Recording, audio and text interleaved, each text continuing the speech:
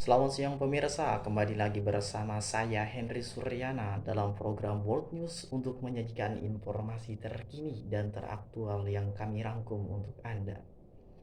Pada hari Selasa 16 Desember 2025 pukul 15.40 waktu Indonesia Barat, kelompok kami menampilkan karya berupa video dokumenter tentang Trans Banten yang berjudul Menelisik Kinerja dan Pelayanan Transportasi Publik di Kota Serang yang krusial bagi mobilitas urban.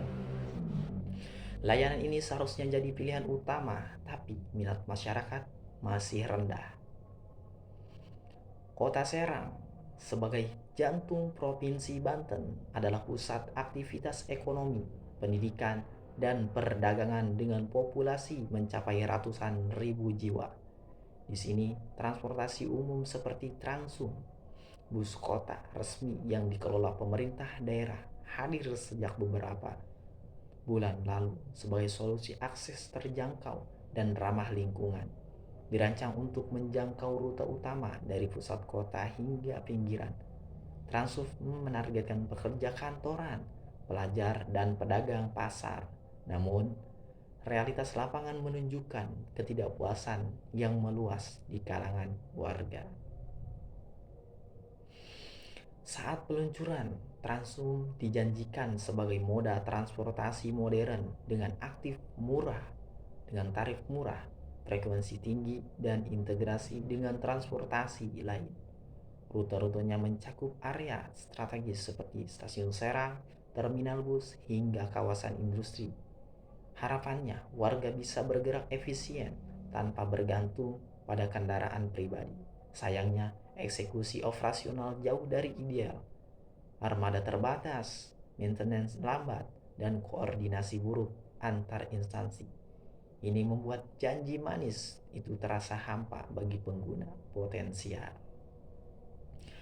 Keluhan paling vokal datang dari jadwal bus yang kaku dan tidak sinkron dengan ritme kehidupan urban.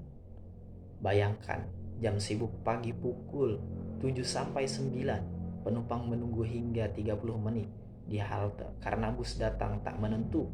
Sore hari pun sama saat pulang kerja, antrean panjang tapi bus overload. Ditambah fasilitas halte yang menyedihkan, atap bocor saat hujan tanpa penerangan malam hari, bangku rusak dan absennya peta rute digital atau jadwal rel tim. Bahkan informasi suara atau display jarang ditemui. Akibatnya, rasa aman dan nyaman lenyap membuat warga ragu naik Transum. Pergeseran ke kendaraan pribadi dan kemacetan.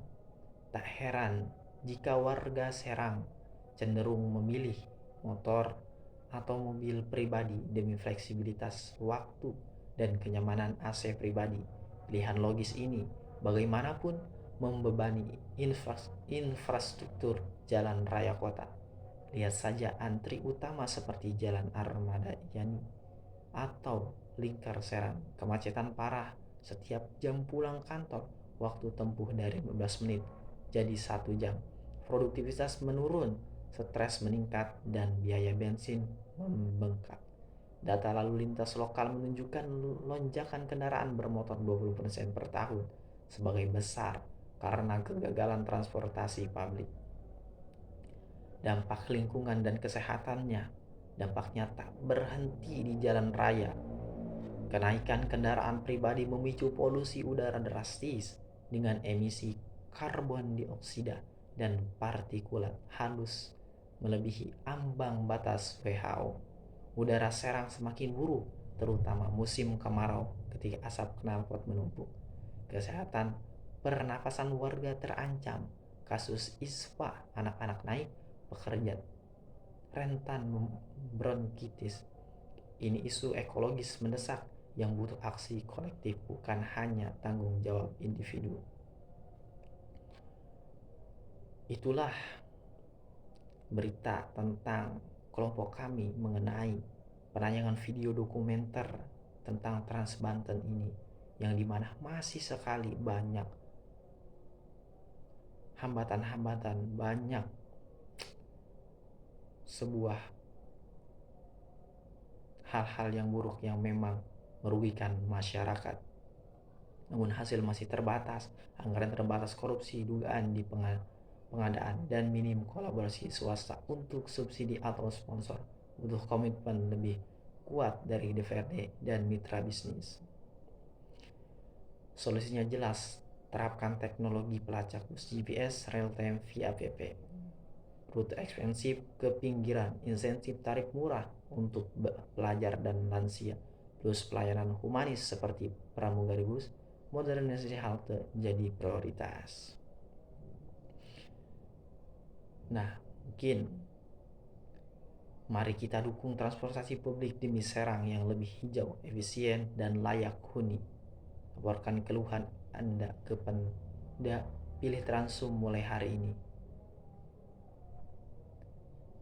Itu saja yang bisa saya sampaikan terkait Transbanter ini. Demikian informasi berita siang ini. Saya Henry Suryana dalam program World News mengucapkan terima kasih atas perhatian Anda dan sampai jumpa.